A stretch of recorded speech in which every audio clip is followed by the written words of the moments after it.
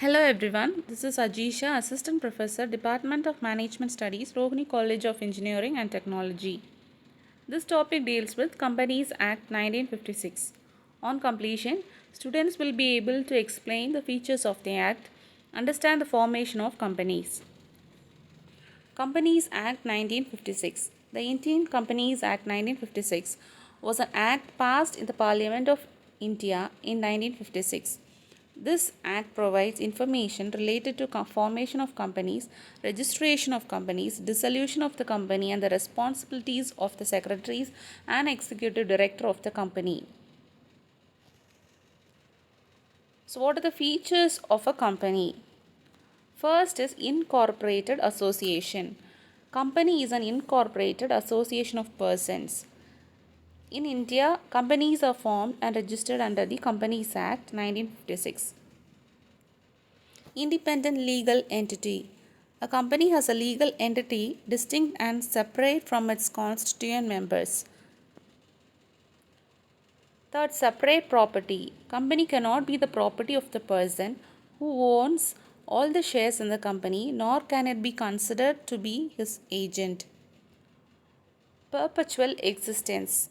A company has a perpetual succession. It has no allotted span of life. The existence of a company can be terminated only by law. Common seal. Though a company has an artificial personality, it acts though human beings who are called directors. They act as agents to the company but not to its members. The common seal is the official signature of the company. Separation of ownership and management. A company is owned by a number of shareholders, which is too large a body to manage the affairs of the company. Shareholders see the objectives of the company and appoint the representatives or agents to manage the affairs of the company on the behalf to pursue the objectives. Limited liability. This means a company is different from the liability of the company. Shareholders of a company is entirely different from the liability of the company. Shareholders generally have limited liability. Shareholders have no obligation to the company once they have paid full amount of the shares held by them. In case of losses, shareholders are not called upon to make good the losses.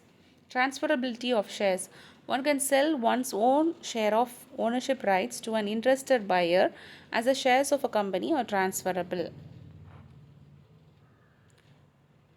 So next is the formation of a company. The procedure or formation of a company may be divided into four stages: promotion, incorporation, raising of capital, and commencement of business.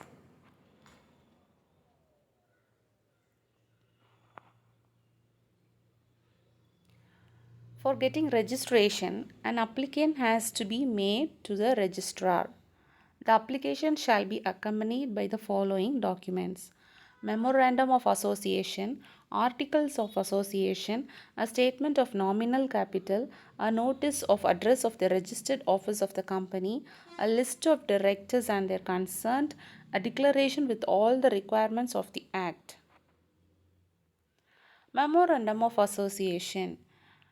It is like the constitutional law for a country. It is a document which contains the rules regarding the constitution and activities of the company. It is a fundamental charter of the company. It defines the extent of powers of the company. Beyond that, it cannot go. It is a document fixed and filed at the time of incorporation. It is a public document.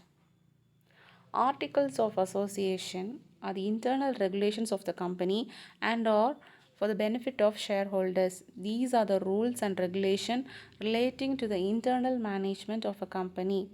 The article defines the mode and form on which the business of the company is to be carried on. Hope this video benefits you. Thank you.